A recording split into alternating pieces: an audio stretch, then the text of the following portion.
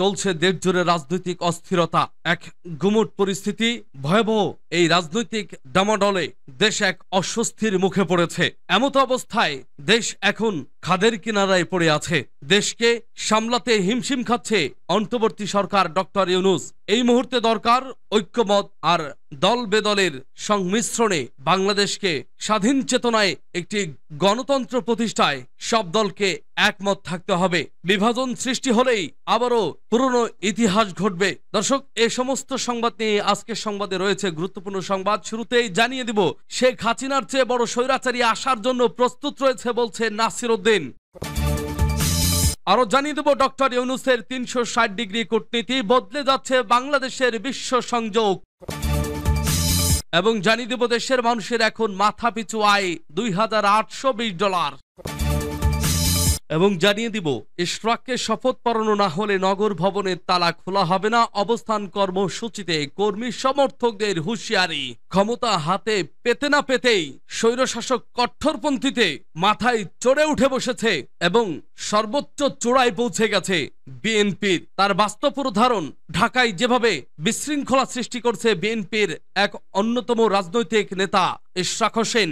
এতেই বোঝা যাচ্ছে বিএনপি আগামী দিনে কি করতে চলেছে। জানিয়ে দিব এ বিষয়ে বিস্তারিত সংবাদে। এরপর জানিয়ে দেব, সেনাবাহিনীর অভিযানে শীর্ষ সন্ত্রাসী সুব্রত বাইন ও মোল্লা মাসুদ সহ গ্রেপ্তার ৪। সর্বশেষ জানিয়ে দেব, যে ভালো কাজ করে তাকেই জনপ্রতিনিধি হিসেবে বেছে নিন বলছে সার্জিস। শুনছিলেন সংবাদ শিরোনাম, এখন বিস্তারিত। তবে তার আগে অনুরোধ থাকবে ভিডিওটিতে একটি লাইক এবং কমেন্টস করে জানিয়ে দিন আজকের এই ভিডিও সম্পর্কে আপনার মূল্যবান মতামত। আর অবশ্যই এই ভিডিওটি আপনার ফেসবুক সোশ্যাল মিডিয়ায় শেয়ার দিয়ে ছড়িয়ে দিন। আর জানিয়ে দিন আপনি কোন জেলা থেকে বা কোথা থেকে আমাদের সংবাদটি শুনছেন এবং দেখছেন। শেখ হাসিনার চেয়ে বড় স্বৈরাচারী আসার জন্য প্রস্তুত রয়েছে বলছে নাসির উদ্দিন পাটোয়ারি।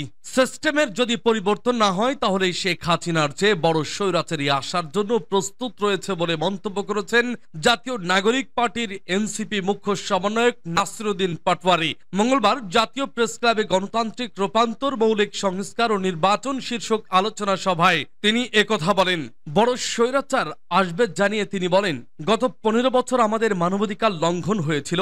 এনবিআর সচিবালয় বন্দর থেকে এখনো দলীয় এজেন্ডা বাস্তবায়ন করার চেষ্টা চলছে। সিস্টেমের যদি পরিবর্তন না হয় তাহলে শেখ হাসিনার চেয়ে বড় স্বৈরাচার আসার জন্য প্রস্তুত রয়েছে। এনসিপির এই নেতা বলেন, শেখ হাসিনার আমলে যে কালো আইন বানানো হয়েছিল সেই আইনের ভিত্তিতেই ৫ জন নির্বাচন কমিশনার নিয়োগ দেওয়া হয়েছে। আমরা শুনতে পাচ্ছি সেখানে বিভিন্ন দলের রিটার্নিং অফিসার নির্বাচনী আসনে বিভিন্ন দলের সুপারিশকৃত লোক দেওয়া হচ্ছে। তিনি বলেন, আমাদের ৩টি ভিত্তিমূল হলো সাম্য, মানবিক মর্যাদা ও ন্যায় বিচার।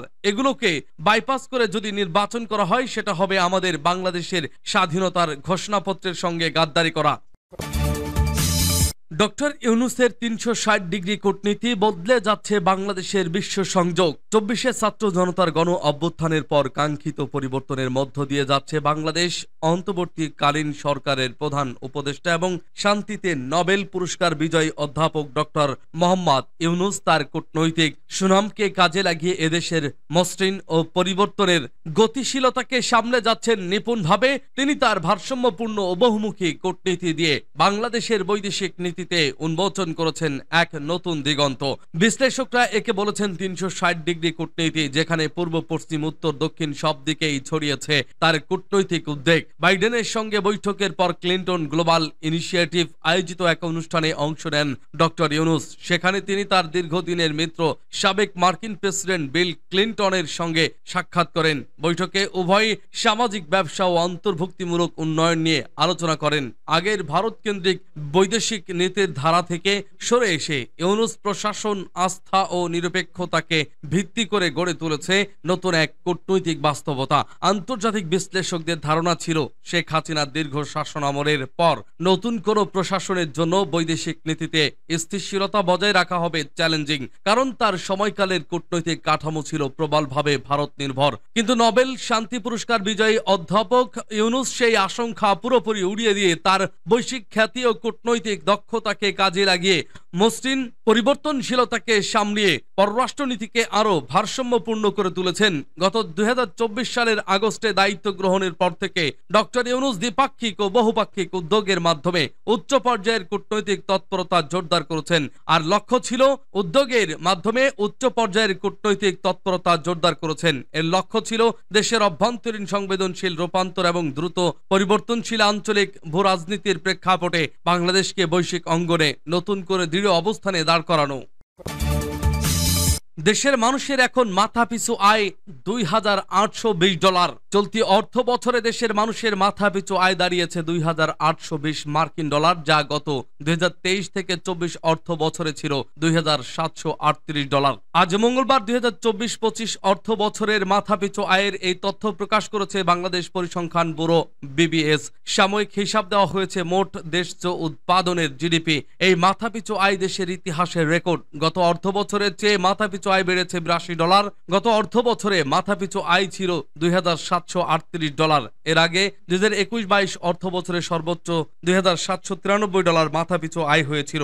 এরপর ডলারের দাম বেড়ে যাওয়ায় মাথাপিছু আয় ডলারের হিসাবে বাড়েনি। মাথাপিছু আয় ব্যক্তির একক আয় নয়, দেশের অভ্যন্তরীণ আয়ের পাশাপাশি প্রবাসী আয় সহ যত আয় হয় তা একটি দেশের মোট জাতীয় আয়। সেই জাতীয় আয়কে মোট জনসংখ্যা দিয়ে ভাগ করে এই হিসাব করা হয়। বিবিএস এর তথ্য মতে 2021-22 অর্থ বছরে মাথাপিছু আয় ছিল $2,793। এরপর 2022-23 অর্থ বছরের মাথাপিছু আয় কমে দাঁড়ায় $2,749। গত অর্থ বছরে তা আরো কমে $2,738 হয়। মূলত ডলারের বিনিময় হার বেড়ে যাওয়ায় বিবিএস এর হিসাবে মাথাপিছু আয়ের পার্থক্য হয়। চলতি অর্থ বছরের বিবিএস এর মাথাপিছু আয় হিসাব করতে প্রতি ডলারের গড় বিনিময় হার ধরা হয়েছে 120 টাকা 29 পয়সা। গতবার এই বিনিময় হার ধরা হয়েছিল 111 টাকা 6 পয়সা। চলতি অর্থ বছরের টাকার অঙ্কে মাথাপিছু আয় দাঁড়িয়েছে 3,39,221 টাকা। গত অর্থ বছরে এর পরিমাণ ছিল 3,04,102 টাকা।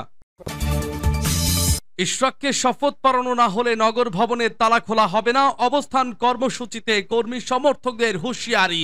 বিএনপি নেতা ইঞ্জিনিয়ার ইশরাক হোসেনকে মেয়র হিসেবে শপথ না করানো পর্যন্ত নগর ভবনের তালা খোলা হবে না বলে হুঁশিয়ারি দিয়েছেন তার কর্মী সমর্থকরা। মঙ্গলবার দুপুর 12টার দিকে নগর ভবনের প্রধান ফটকে আয়োজিত অবস্থান কর্মসূচি থেকে তারা এই ঘোষণা দেন। তবে নগর ভবনের তালা বন্ধ থাকলেও পরিচ্ছন্নতা বিভাগ সহ নাগরিক সেবা সংশ্লিষ্ট কার্যক্রম অব্যাহত থাকবে বলে জানিয়েছে আন্দোলনের প্রধান সমন্বয়কারী ও সাবেক সচিব মশিউর রহমান। তিনি বলেন, সিটি কর্পোরেশনের জরুরি সেবার কাজটি চলমান থাকবে। এই বিভাগের পরিচ্ছন্নতা কর্মীরা তাদের মালামাল নিতে পারবেন।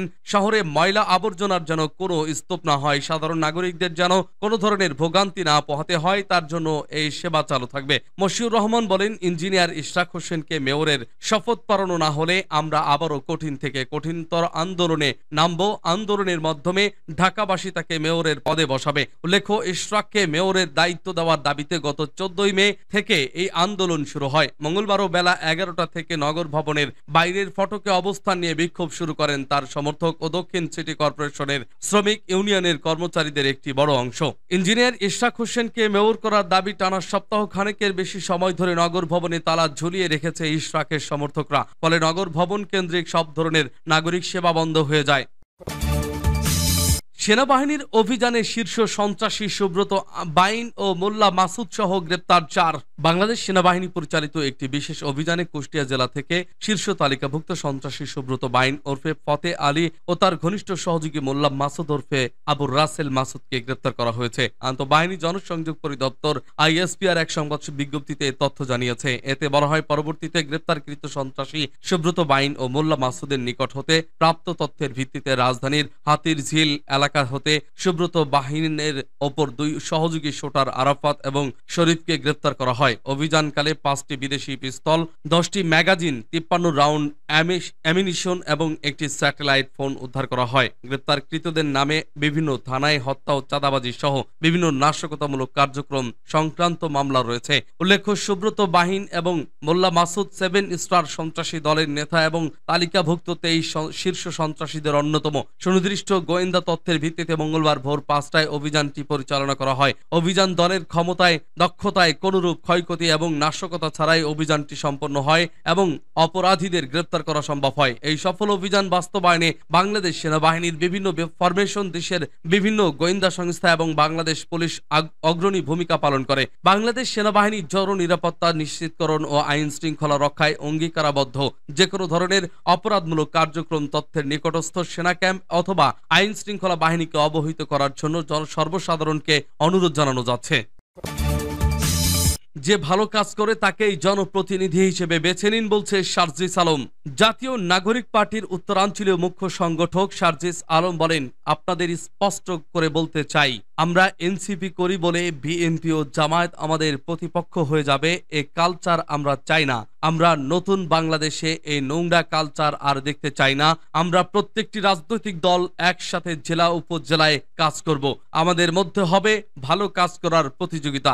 যে ভালো কাজ করবে তাকে জনগণ তাদের প্রতিনিধি হিসেবে বাছাই করে নেবেন। সেই প্রতিনিধির কোনো মার্কা থাকুক আর না থাকুক, সেই প্রতিনিধির কোনো দল থাকুক আর না থাকুক, সে যদি ভালো মানুষ হয়, মানুষের জন্য কাজ করে, তাহলে তাকেই আপনারা নির্বাচিত করবেন। মঙ্গলবার বেলা 12টায় দিনাজপুরের ঘোড়াঘাট আজাদ মোড় রাজলক্ষ্মী চত্বরে জাতীয় নাগরিক পার্টি এনসিপি আয়োজিত এক পথসভায় প্রধান অতিথির বক্তব্যে তিনি এসব কথা বলেন। তিনি আরো বলেন, যে ভালো কাজ করে, ভালো মানুষ হয়, সে যদি আমার দলের নাও হয়, তাহলেও আপনারা তাকেই ভোট দিন। কারণ ভালো মানুষের কাছে ক্ষমতা থাকে, তাহলে সেই ক্ষমতা জনগণের জন্য ব্যবহার হবে। আর যদি খারাপ মানুষের কাছে মার্কা আর দল থেকে ক্ষমতা তুলে দেন, তাহলে সেই ক্ষমতা আপনাকে শোষণ করার জন্য ব্যবহার হবে। সেই ক্ষমতা এলাকায় এলাকায় চাঁদাবাজের করার জন্য ব্যবহার হবে। সেই ক্ষমতা আপনার উপরের ক্ষমতার অপব্যবহার করার জন্য ব্যবহার করা হবে। এ সময় বাংলাদেশ নাগরিক পার্টির কেন্দ্রীয় কমিটির যুগ্ম মুখ্য সংগঠক আলী নাসির খান, যুগ্ম মুখ্য সংগঠক সাদিয়া ফারজিনা,